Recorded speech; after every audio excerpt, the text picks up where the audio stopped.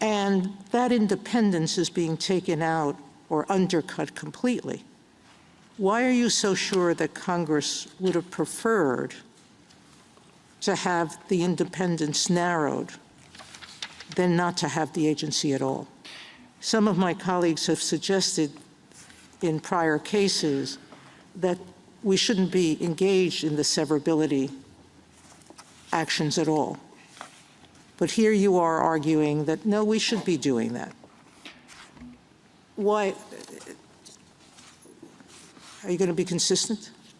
The prestige, I would say two things in response to that. The prestige of independency is not a constitutional value. The constitutional value is the separation of powers and the vesting of all the executive power in the presidents. That is the according to the laws that Congress makes. And that's the point Justice Jackson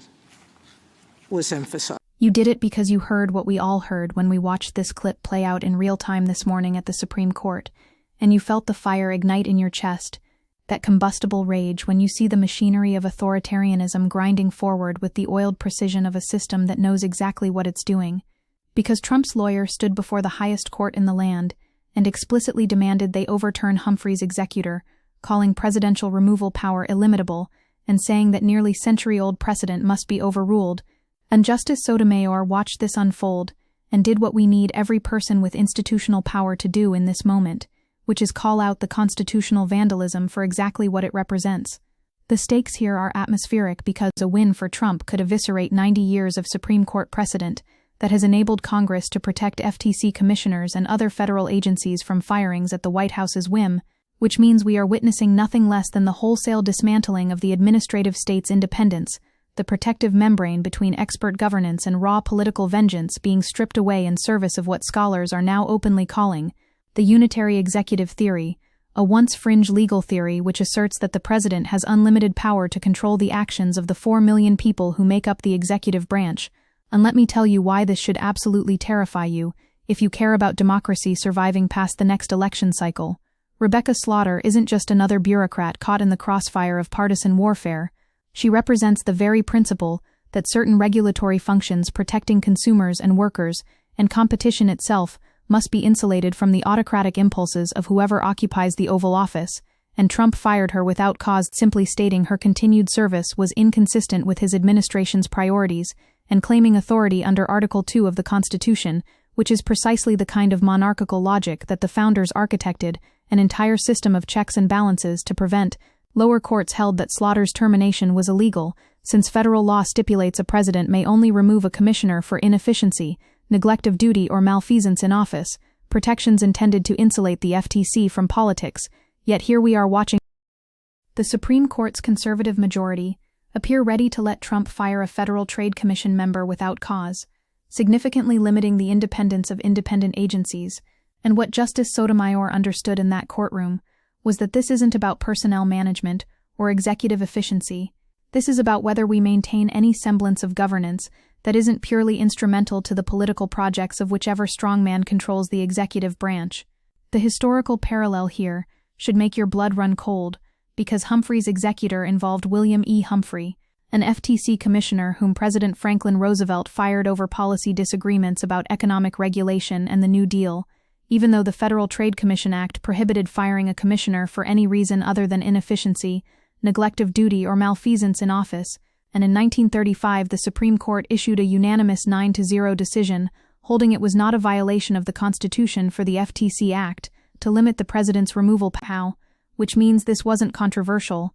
this wasn't a razor-thin ideological split, this was the entire court recognizing that Congress has the constitutional authority to structure agencies with independence from presidential caprice. But now we're living through Trump's 2024 campaign platform, which included an expansion of executive power grounded in unitary executive theory, with some interpreting the 2024 Supreme Court ruling in Trump v. United States as an endorsement of that theory, making the president even more powerful, and suddenly a 90-year constitutional settlement is being treated as some kind of administrative accident waiting to be corrected by conservative legal theorists who have spent decades building toward this moment. Let me walk you through exactly what Trump's Solicitor General D. John Sauer argued in that courtroom today, because the audacity should leave you breathless. He stood there and called Humphrey's executor an indefensible outlier that must be overruled, claiming it continues to tempt Congress to erect a headless fourth branch insulated from political accountability and democratic control, weaponizing the language of accountability to dismantle actual accountability mechanisms, which is the most perverse Orwellian sleight of hand imaginable. The Trump administration argued that the Constitution vests all executive power in the president, and therefore grants him illimitable authority over officers who wield that power on his behalf.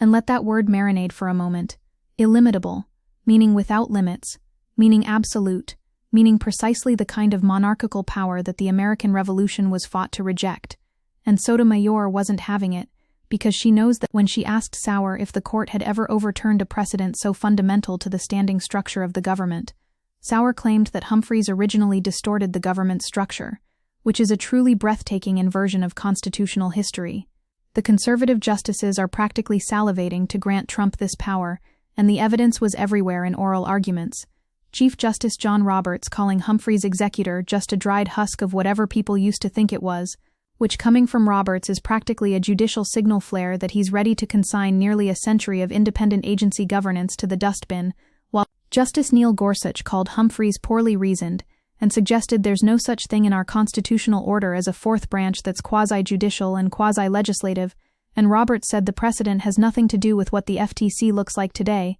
as if agencies evolving and expanding their regulatory reach somehow retroactively invalidates the constitutional logic that justified their independence in the first place. This is sophistry masquerading as originalism, because what they're really doing is reverse engineering constitutional doctrine to reach predetermined political outcomes that consolidate executive power in ways that would have horrified James Madison, who specifically warned against the accumulation of all powers legislative, executive, and judiciary in the same hands as the very definition of tyranny. And here's where it gets even more sinister, because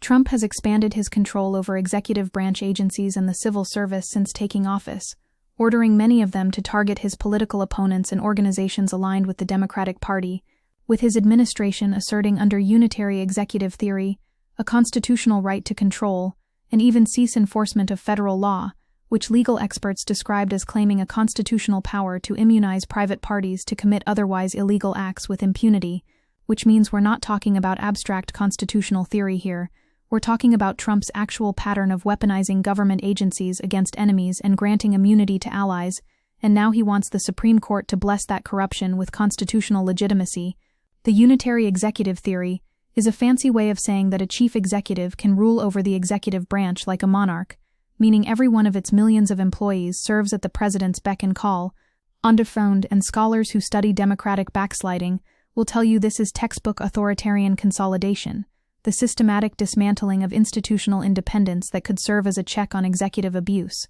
Justice Sotomayor wasn't alone in sounding the alarm, because Justice Ketanji Brown Jackson said her understanding of Congress's reasoning for creating independent agencies is that some matters should be untouched by politics, handled by nonpartisan experts not beholden to the president, and that replacing them with loyalists and people who don't know anything could counter Americans' best interests, questioning why the thought that the president gets to control everything can outweigh Congress's clear authority and duty to protect the people, which gets to the heart of what's at stake here: the replacement of technocratic expertise with partisan loyalty, the transformation of regulatory agencies from neutral arbiters protecting public welfare into instruments of presidential will. Sotomayor said this change would destroy the structure of government and take away from Congress its ability to protect its idea that the government is better structured with some agencies that are independent, and when a Supreme Court justice uses the phrase destroy the structure of government, that's not hyperbole, that's a warning klaxon about constitutional crisis.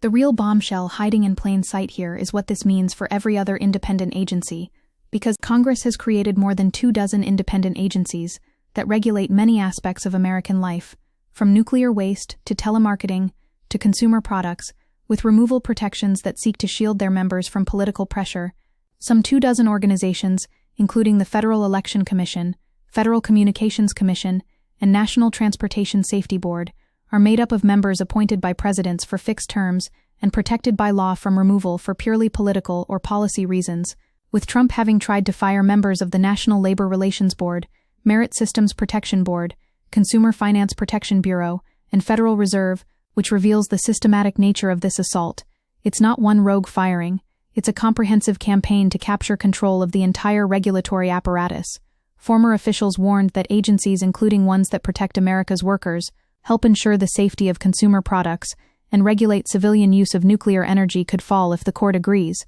noting that without the mix of appointees of different presidents, agencies like the Federal Election Commission and Federal Communications Commission could be transformed into attack dogs of whoever is in the White House and used to go after the president's opponents. Now let me tell you what particularly galling about the conservative justices posturing in these oral arguments, because Justice Brett Kavanaugh said broad delegations to unaccountable independent agencies raise enormous constitutional and real-world problems for individual liberty, while Justice Gorsuch acknowledged that a lot of legislative power has moved into these agencies, but said if they're now going to be controlled by the president, it seems all the more imperative to do something about it. Which is this insidious rhetorical maneuver where they express concern about concentrated power while simultaneously endorsing even greater concentration of power in the executive, as if the solution to agencies having too much authority is to make them completely subservient to presidential whim, rather than maintaining the congressional oversight and bipartisan structure that was designed precisely to prevent abuse. This is the kind of constitutional gaslighting that makes you want to scream, because they're framing authoritarian consolidation as protecting liberty. Orwell would be taking notes. Over President's Day weekend, Trump posted, "He who saves his country does not violate any law," a quote attributed to Napoleon, and days later signed an executive order purporting to seize control of independent agencies such as the Federal Trade Commission, Federal Communications Commission, and Federal Deposit Insurance Corporation, which tells you everything about the ideological project here. Trump literally quoting Napoleon, while systematically dismantling the institutional safeguards that prevent presidents from becoming emperors. Trump wants to go further than just removal power. His February executive order would require independent agencies to clear their regulatory actions with the Office of Management and Budget, align their program expenditures with the president's policy priorities, and meet performance standards and management objectives prescribed by the White House, which would be the opposite of independence, meaning even if commissioners weren't fired, they'd be reduced to rubber stamps for White House dictates, independence in name only. The legal arguments defending Slaughter are rooted in the deepest traditions of American constitutionalism,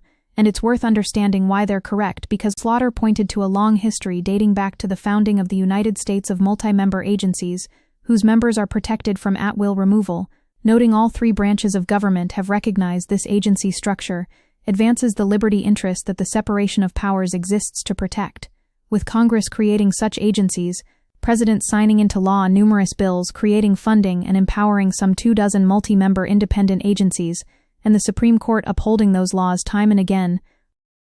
which is what constitutional legitimacy actually looks like, not originalist fantasies, but the accumulated wisdom of governance across centuries of practice.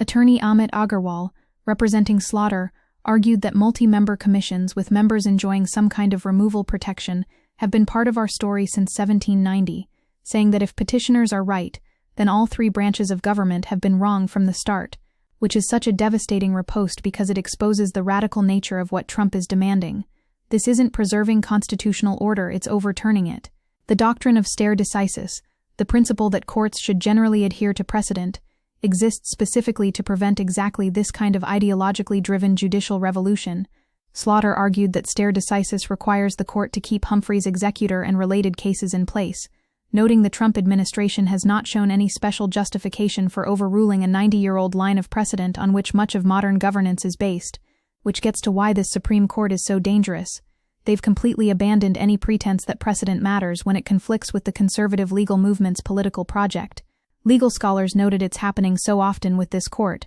often along 6 to 3 lines reflecting its ideological divide, and this court is doing it in big cases so everybody feels it, which is the quiet part being said loud. This is a court that has decided conservative ideology trumps institutional stability, that decades or even centuries of settled law can be jettisoned if it advances the right-wing transformation of American governance. What makes this even more chilling is the context of the conservative legal movement's long game, because overturning Humphrey's executor was seen as a key point in Project 2025 by the Conservative Heritage Foundation, which was put into motion within the second presidency of Donald Trump in 2025, with several of Trump's early steps as president being to dismiss heads or commissioners of independent agencies, leading to lawsuits challenging these dismissals, which means this wasn't spontaneous, this was orchestrated, Years of planning by right-wing think tanks and Federalist Society lawyers building toward this constitutional moment.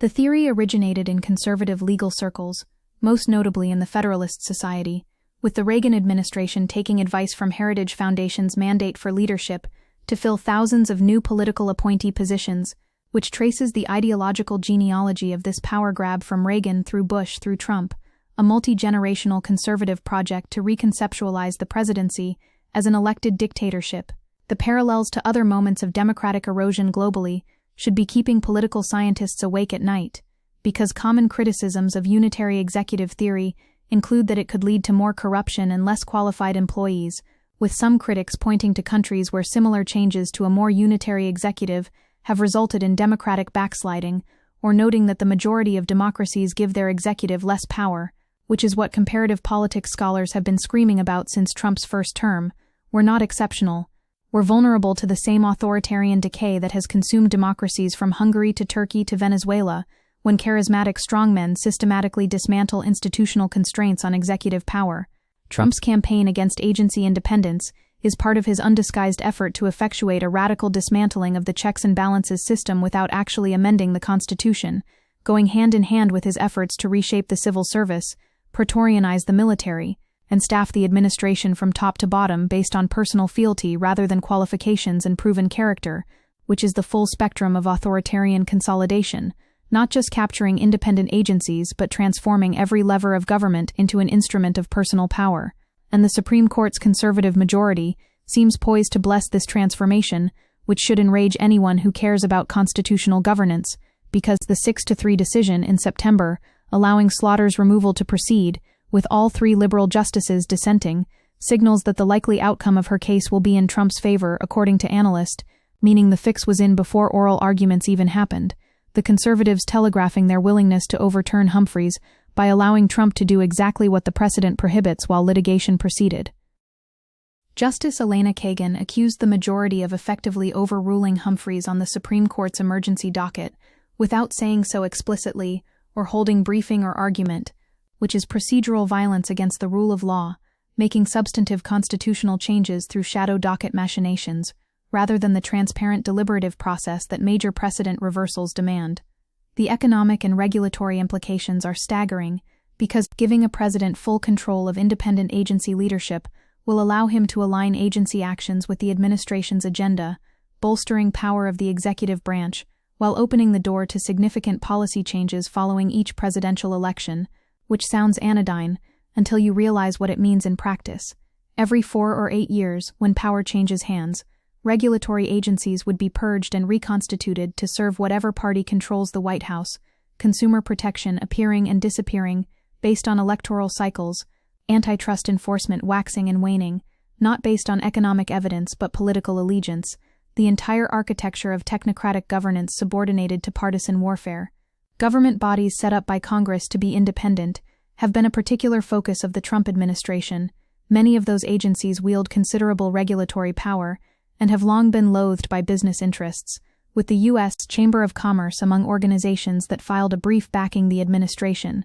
which reveals who actually benefits from this power grab, not the American people, but corporate interests that want to gut regulations protecting workers and consumers and the environment. The liberal justices understand the civilizational stakes here, and they're trying to warn us even as the conservative majority steamrolls toward legitimizing authoritarianism. Justice Kagan argued that granting the president unfettered power over the entire executive branch, where Congress has delegated some legislative and judicial power to independent agencies, is antithetical to the original design of government, asking, isn't it problematic, given what we know about the founders' vision, that we're not only putting all executive power in the executive, but an incredible amount of legislative and judicial power in the president? Which is such a devastatingly clear articulation of what's wrong with unitary executive theory. It doesn't preserve separation of powers, it obliterates it by funneling legislative and judicial functions into executive hands. In the presidential immunity case last summer, Justice Sotomayor saw the chilling implications, warning that in every use of official power, the president is now a king above the law, and now that same court is poised to make that king even more powerful by giving him complete control over the regulatory state. What's particularly insidious is how this all connects to Trump's broader authoritarian ambitions, because Trump and his administration have furthered unitary executive theory by repeatedly invoking Article 2 of the Constitution, which vests executive power in the president, to justify recent dismissals of federal officials, framing the article as allowing the president to use the whole of the executive branch for his political ends, with a February White House executive order invoking the article to rationalize an order asserting presidential authority over almost all regulatory agencies created by Congress to act independently or semi-independently, which a constitutional law scholar described as a step toward an open declaration of dictatorship, and essentially saying, "I am the law." And when legal scholars are using the D word, that's not academic hysteria, that's sober assessment of where this trajectory leads. Trump in 2019 said, "I have an Article 2, where I have the right to do whatever I want as president," which is not a misstatement or exaggeration. That's his actual understanding of presidential power, unfettered autocratic control, and now he's got a Supreme Court willing to make that authoritarian fantasy constitutional reality. The consequences will cascade through every aspect of governance, and it's worth being specific about what's at risk because the FTC currently has no Democratic members on the 5-member panel, after Trump dismissed Slaughter and fellow Democratic Commissioner Alvaro Bedoya in March, which means right now, today, the agency charged with protecting consumers and promoting competition has been transformed into a partisan instrument of Republican policy, and that's just one agency. Trump has fired without cause members, not just of the FTC, but also many other agencies that have power over vital health, safety, labor, and environmental issues, including the Consumer Product Safety Commission, the Surface Transportation Board, and the Equal Employment Opportunity Commission, meaning entire swaths of the regulatory state that protect ordinary Americans from corporate predation and workplace abuse and environmental degradation have already been captured by Trump loyalists or left dysfunctional through vacancies, and if the Supreme Court rules for Trump, this becomes the permanent condition of American governance. Legal scholars are trying to sound the alarm about the rule of law implications, but their warnings keep getting drowned out by the normalization of constitutional crisis. A constitutional law expert said that before the Supreme Court granted the president absolute immunity from criminal prosecution for official functions in Trump v. United States last year, he would have said the court wouldn't be receptive to most of Trump's arguments, but now he thinks they may be, which captures how each authoritarian precedent makes the next one easier, how immunity from criminal prosecution paves the way for unlimited removal power, which will pave the way for whatever constitutional vandalism comes next. Another scholar said the unitary executive theory falls apart under even rudimentary examination, noting it conflicts with basic checks to executive power intrinsic to the Constitution, pointing out the Appointments Clause only allows Congress to create federal offices and define their functions and jurisdiction, and specifies that lawmakers can determine how officers are appointed, which is what makes this so maddening. The constitutional text doesn't support unitary executive theory. It was invented by conservative legal activists and now imposed through judicial fiat by right-wing justices. The historical moment we're living through cannot be overstated in its significance, because Humphrey's executor has long been a target of the conservative legal movement that embraced an expansive view of presidential power known as the unitary executive, with the 1935 case establishing that presidents could not fire appointed leaders of federal agencies without cause, ushering in an era of powerful independent federal agencies charged with regulating labor relations, employment discrimination, the airwaves, and much else. Which means 90 years of the modern administrative state, the New Deal legacy of using government power to protect workers and consumers, the entire post-Roosevelt understanding of what government can and should do, all of it hangs in the balance of this decision. As Justice Antonin Scalia wrote in a 1988 dissent that has taken on mythical status among conservatives, this does not mean some of the executive power, but all of the executive power, and that dissent, that vision of unchecked executive authority, is on the verge of becoming constitutional law through the votes of Scalia's ideological descendants on the court. This is about so much more than whether Trump can fire Rebecca Slaughter. It's about whether we maintain any conception of government as something other than the personal instrument of whoever wins the presidency, whether expertise matters, whether congressional intent to structure agencies with independence has any constitutional weight, whether we're a nation of laws or a nation of men. A political science scholar who studies presidential power believes Trump's actions mark the culmination of the unitary executive theory, perhaps the most contentious and consequential constitutional theory of the past several decades, noting the theory was formed by conservative legal theorists in the 1980s to help President Reagan roll back liberal policies and promises to radically expand presidential power which frames this correctly as the endpoint of a 40-year conservative legal movement project, not some spontaneous constitutional interpretation, but an ideologically driven campaign to reconstitute American governance along authoritarian lines. And the court seems ready to deliver that conservative legal movement its prize, which should fill us with both rage and resolve, because the justices could take the next step in a case calling for a unanimous 90-year-old decision, limiting executive authority to be overturned, with liberal Justice Kagan noting in September, the conservatives seem to be raring to take that action, having already allowed Trump in the opening months of his second term to fire almost everyone he wanted, despite the 1935 decision prohibiting the president from removing heads of independent agencies without cause, which means the outcome is essentially predetermined. We're witnessing constitutional revolution dressed up as neutral legal interpretation. A majority of the Supreme Court appeared ready to back Trump's argument that he should be able to fire members of independent agencies that for nearly a century have been protected from presidential politics. And when that decision comes down, probably by June 2026, we will have crossed a threshold from which retreat becomes exponentially more difficult. Sotomayor sees it all clearly, and she's been trying to warn us for years that this court is dismantling constitutional limits on executive power with authoritarian implications, and that's why she came out swinging in these oral arguments. She knows, as she told students recently, that she refuses to be a bystander, getting up every morning ready to fight, to dissent as vehemently as humanly possible, and to scream from the mountaintops no, remaining a consistently liberal voice on a court that has grown increasingly conservative, and that resistance matters even in dissent, even when the votes aren't there to stop the conservative juggernaut, because dissents lay the groundwork for future courts to correct these catastrophic errors. They preserve the counter-narrative that this isn't inevitable or legitimate, but a profound betrayal of constitutional principles. So when you watch that clip of Sotomayor challenging Trump's lawyer over absolute executive power and agency independence being undercut completely, understand what you're witnessing is a justice who grasps that democratic governance itself is on trial, that if the president can fire every independent regulator for political reasons,